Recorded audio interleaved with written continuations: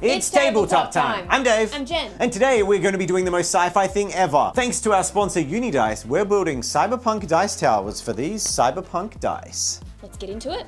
The first thing I did was write down some ideas and sketch out some drawings. I wanted to sort of conceptualize how I wanted the cube to look. With my own projects, I always like starting off with sketches. It's not only just good for the viewer, but it helps me visualize what I want to do and maybe even, how realistic it is. Now, the shape of what we've got to work with is the core of a standard rectangular dice tower. So we decided the entrance down the bottom we would make look like a large roller door, garage door, or maybe shop front end. Yeah, that's right. We also had a couple of pieces from some other projects that we thought that we could use, such as these MDF hexagons. We thought these could make really cool solar panels. Now, guesses in the comments as to what project they'll be involved for. I bet none of you get it right. Breaking down some of the sketches, I decided something I really wanted to include was a tiny little ramen bar. I thought this would be a really interesting piece that we could add to the dice tower. A lot of cyberpunk aesthetic has a core building with lots of bits hanging off it. So along with the ramen bar and vending machine that Jen was going to make, and the solar panels and billboards, I also wanted to make some sort of pod-like capsule living attachments that have been bolted onto the side of this building. There's a lot of sheep here. There's a ram and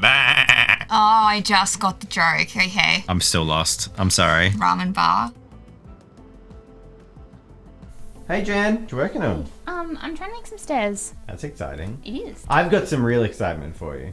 But to get you excited, I need you to roll dice. Oh, need to roll some bones. Roll some bones, baby. Now, Jen, we've looked at our designs. I know it's looking bare right now because we're building all these parts, but we've got this cool uni dice and I wanted to use it. So I made a little terrain diorama randomizer. So we have this spot up the front here. We don't know what we're putting there. We should put something there. Yes. So Jen, roll them bones. What do we got? Broken glass. What else is on there? So every side is a different random table that I created. Okay, broken glass. Pipes. Billboard, which is very convenient. Cracked walls. Nice. Blue, so that's highlight color blue. Oh, okay. Concrete. Concrete. Oh, also very convenient. That sounds like we're gonna do some concrete wall with a billboard like cracking and hanging out of it. Maybe exposing some pipes because the cracked concrete could have pipes in the wall exposed and blue lights on the billboard maybe. And broken glass. The front of the billboard could be shattered. That's awesome. All right, let's do it. It's very cool. Hey Dave. Yo. Roll them bones. Why? Roll them bones. What are we doing? So I've been working on my piece of the dice tower, and now you need to roll the dice to determine what is going to be on your side of the So I'm making a random bit as well. There's so much dust on the lens. Oh my goodness. Ah, my eyeball! Ah! Yeah, you're right in the eye. You want me to roll too? Yes. Okay. Roll them bones. We got cables, old papers as rubbish, glass panels, chipped paint, blue again, and a billboard. Okay. Okay, so I'm gonna make another billboard with unbroken glass panels, but with chipped paint. So maybe like the poster inside or the thing inside hasn't been used in a while. The blue is fine because we use the same blue tint for both. Old papers, so that's like stacks of newspapers and flyers and stuff that have built up. I kind of dig that. I like that. And cables, so we can have maybe like the power pack's been torn out of the thing. We have some cables hanging down. This is cool. So after rolling our dice, I quickly wrote down the different descriptions that we had gotten for our walls. I had broken glass, pipes, a billboard, cracked walls, blue, and concrete. While on Dave's wall, it needed to include cables, old papers, glass panels, chipped paint, blue, and some billboards as well. Okay, so I've just cut out a generic dice tower. However, there is an issue, namely with the exit of this dice tower. As you can see, the dice is pretty big. So I'm gonna have to take this design and just tweak it a little bit, be a little bit clever, and I'll meet you back here. Dave and Jen wanted me to cut out a standard dice tower for this project, so I set to using this laser cutter, which is not a very standard piece of equipment, but if you're at your own house, you can easily do the same just with a handsaw, some MDF, or even a jigsaw if you have it. This is really just to speed up the process as much as possible, otherwise this video will just be a tutorial on Dave and Jen making a box. Plus it's freaking lasers. Frickin' laser beam! Yeah, and we have giant lasers, so we're going to use them, all right? That's a start. Okay, all right. So this one is just a little bit bigger now. That makes it for a little bit more of an impressive tower, I think. Now it's time to see if cutting the thicker boards in 6mm MDF, because we doubled the size of it, 3mm should now become 6mm. See if that works. Quick maths. Time for the moment of truth. Oh, it works. Not quite perfectly. Right, that's because this isn't 6mm thick. But it works. Huzzah. Okay, moment of truth. Cut all our parts out in the different thicknesses. Perfect. Not quite perfect. As you can see, this has got a small gap. That's because this is 3mm and that's 6mm. But I think this could make some good greebling points for Dave and Jen, so we're going to keep it like this. Time to cut the rest out. Aha! Oh. Aha!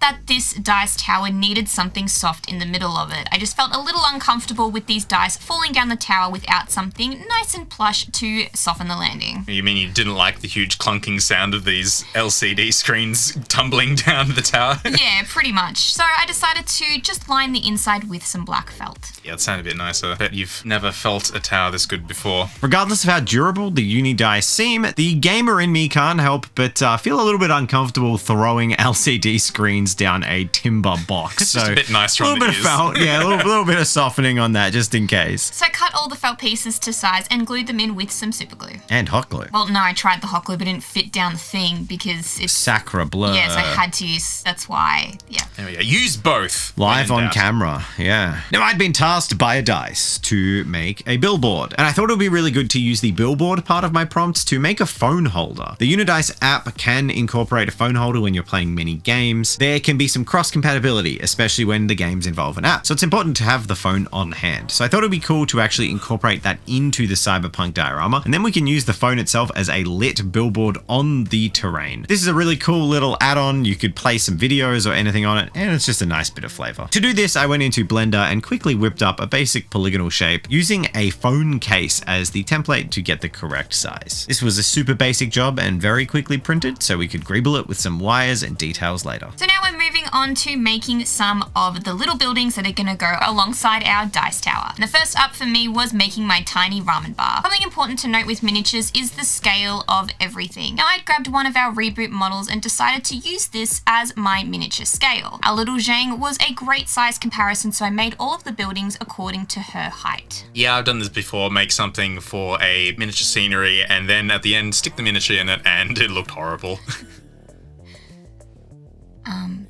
Another thing that I also like to include in my builds is lots of different types of textures. So I started off with some foam core and would use some really interesting stuff later on in the project. We don't want to wait, Jen. We want to know why you're using cloth tape. So I actually tried to find fabric around the studio, but I couldn't find anything that worked as well as this tape did. It had a really nice texture to it, and I thought it would also be durable enough to look like a shutter that they would have on a storefront. Yeah, it has a really nice weave in that sort of scale of miniatures. That's a really cool idea. So I just taped up both sides of this, cut it to shape, and also added a little scalloped edge to the bottom. Once I was happy with how the front was looking, it needed a roof on top, so I added in this cardboard that we found laying around. That's a bloody corrugated iron roof. Sure, yeah. It's cardboard, but yeah. Love it. Very Australian. Marge, the rains are here. The ultimate fusion of Japanese and Australian. The tinny ramen bar. The last thing I made up was a tiny little vending machine that would go alongside the ramen bar. Staple of any protagonist's evening. A ramen bar Tell them I'm eating. and a vending machine. Now, after the success of our Settlers of Catan 3D-ifying video, we thought we'd 3D some more things that aren't conventionally 3D, and Jen was starting with Microsoft Excel. These are actually stairs, not an Excel spreadsheet. So I spent a long time cutting up each of these individual pieces and made myself a little staircase. So it was time to make the solar panels look more solar panel-y. Yes, that's right. And we found this really interesting armature wire that was super bendable and pliable that we would add onto these hexagons. Yeah, this aluminium mesh has seen a lot of use around the studio. It's excellent stuff. It's good. Once these were cut to shape and glued into place, I just added some toothpicks on the side just to neaten up the edges. Find something to go in the middle there and we'll have nice little baby TIE fighter wings. Or maybe Liam can just add some actual good sound Like effects. a TIE fighter effect sound. Well, now that you've asked, it's not going to happen. Well, he'll add the sound and then add the visual. And Jen, you found your inner kana and began writing in katakana. Yes, Dave and I are going to Japan in a couple of weeks. Well, actually in a couple of days now. So I wanted to add on a little Japanese sign, and this one in particular. Well, Dave, what does it say? It says Hoteru, and we'll be staying in a fair few Hoteru when we're in Japan. Well done. What? Duolingo would be proud. So I've cut out the holes in the board here, and I think that'll work pretty well. I've made some little shelves to put some LED cubes, but I need to put in some baking paper as a diffusal method. But before I can do that, any greebling we put on, such as these facades.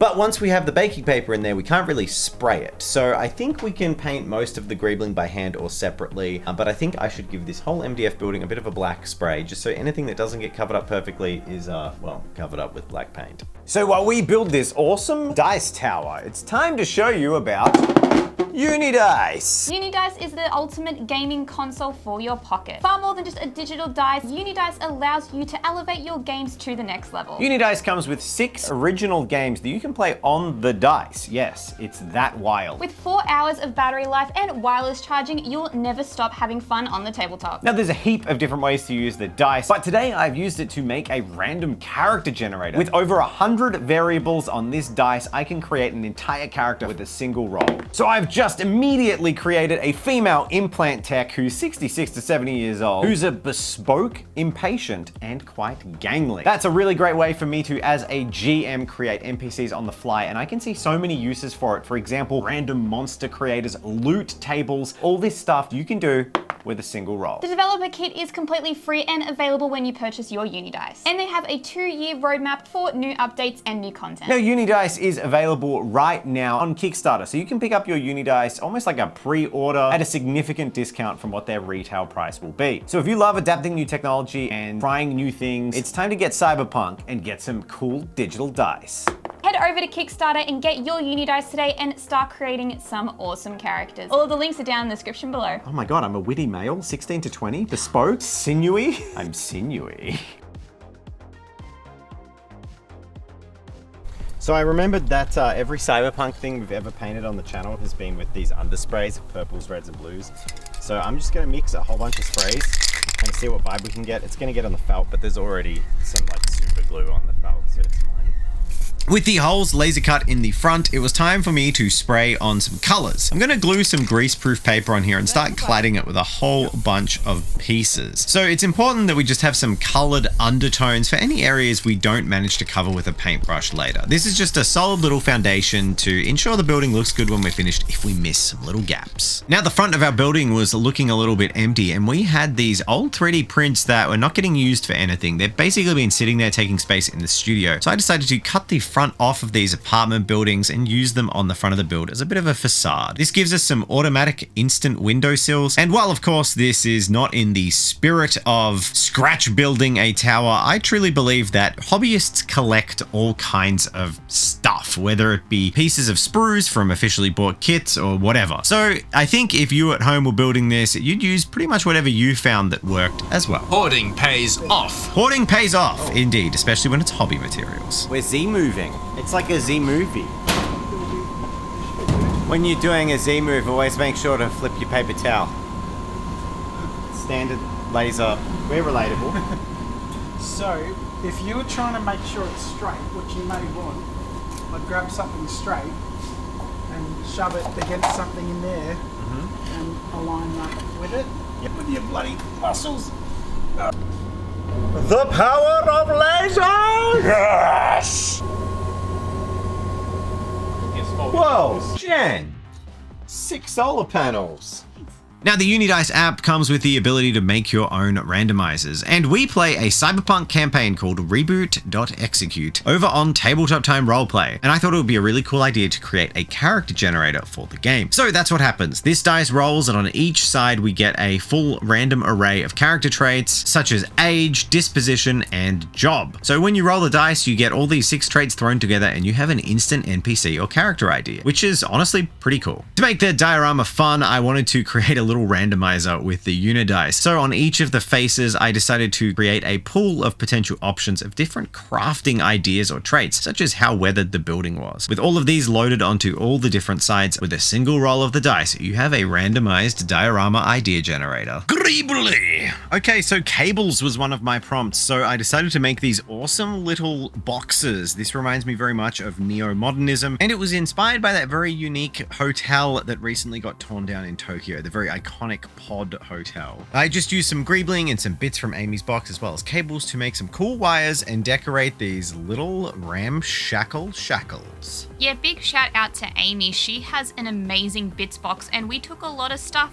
from them and it worked perfectly, so thank you so much. I did also grab an old broken mouse from the studio and ripped that apart, and some of the cables and bits inside that proved to be very useful. A final touch on these boxes, not that I think you'll be able to see them very well, but I did print out and put some pictures of the back side of an apartment door, so if you do look through these little shot glass windows I made, you can actually see the back of the room, which is really cool. Just adds an element of life to this. Now I'd cut out the front of the building and it was time for me to stick some grease-proof paper over here, some baking paper as a bit of a diffusal layer. Now I'll be putting some LED lighting behind here, but these diffusal plates should help it look like there's windows flowing through here. And then I'm going to use those salvaged 3D printed parts to basically build up a facade, and altogether this is going to look pretty good, I reckon. With all of those pieces in place, it was time to finally start building this tower. We'd made all these little individual pieces and we needed to glue them on. Yeah, greebling and adding all kinds of decorations, just basically shoving things all over the place. It looks really haphazard at first, but I know when it all comes together with that paint job, it's going to start looking really cool. So along the top right of the building, we've got these hexagonal solar panels that I'm decorating with, and when it comes to cyberpunk, more is more. Yeah, I can definitely say without a doubt, if this project has an ugly phase, this is it. Did you say ugly phase? How about I use these children's clickable pipes on our project? That's right, everything can be used on a hobby project like this. And something we wanted to include was a set of stairs. So I popped this on the opposite side and did some extra greebling to them. So some extra things I added to the dice tower was the cage on top of the stairs, and I even added my little Japanese sign that I made up before. With this all in place and done, it was time to give this thing a prime. So today in Australia, it was actually a very wet and windy day, which meant I had to do a lot of my priming inside. And to make matters worse, we had run out of black spray. Thank you, Titan Board Project. This meant I had to get out the airbrush and manually spray in my black primer. Once this was done, I decided to add in a couple of cyberpunk colors, but this time I used a combination of the airbrush and aerosol cans. So while I was priming everything down, I did have to do a bit of masking to make sure I didn't get any paint on this grease-proof paper. This meant once I removed it, I had to go back in with some manual painting to make sure everything was primed. Once I had established this sort of cyberpunky looking theme, I added on a layer of dry brush just to start bringing out some of the highlights. And it was definitely at this stage I was starting to see this project turn for the better. It was definitely looking more cyberpunky, and it was definitely looking like a cohesive tower. Moving on to some of the other parts on this dice tower, they needed just a little extra touch of color or some texture painting. The solar panels in particular, I started off with a silver color, but later I would be painting these black just to match what a normal solar panel would look like. I love the way you've got all these wires coming out of this sign, Jen. It looks really good, and for plastic art, that lettering is so nice. Thank you. This was actually extremely hard to try and cut out because it was a lot of curvy letters. But look, hey, I'm actually really happy with how this turned out. Would you stay at this hotel? Maybe, I don't know. It looks like it's kind of falling apart a little, but Bit of a dive, eh? yeah, but hey, it's pretty cool, and it's definitely got a Japanese electric feel to it. With this sign, I know in hindsight I probably should have used the airbrush with a white spray, but unfortunately, again, thanks to the Titan board, we are down on airbrushes and in severely need of a good clean. And a holiday to Japan. Adding in just some pops of color, I decided I wanted to add some rust texture that we're pretty used to doing here at the studio. I've done this method a million times before, but this time I incorporated a couple more colors just to make it blend in nicely. And last off with the dry brushing, I went over the windows again with a lighter color just to simulate some light coming from the windows. So we still had these giant billboards that we needed to put images on, and what better way to do this than by using some AI art. We'd already done this a couple of times in the project, project and I was actually keen to try Midjourney for myself. I used a couple of prompts I thought would fit in the cyberpunk universe, such as energy drinks, alcohol, and even cybernetic eyes. I placed these onto where the billboards fit and then just used a layer of Mod Podge underneath and on top to make sure they stuck down nicely. I also decided to spray the little billboard phone holder black instead, as I felt it was blending into the tower too much, so I wanted it to stand out a little bit more. And with those little touches done, I think it's time for our grand reveal.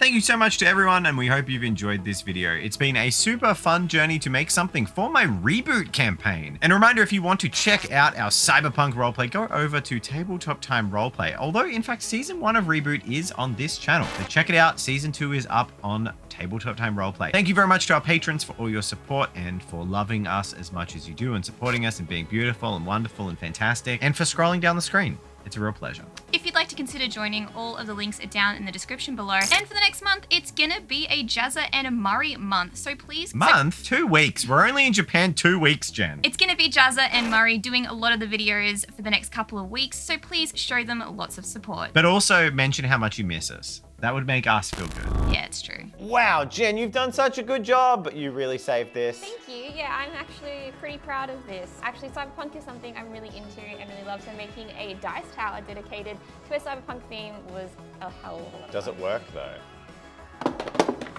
Oh, yes, it did, yeah. Very good, awesome. Dice Tower, 100% A-OK. Thank you to Unidice for sponsoring the video. Go check out their Kickstarter. The links are in the description.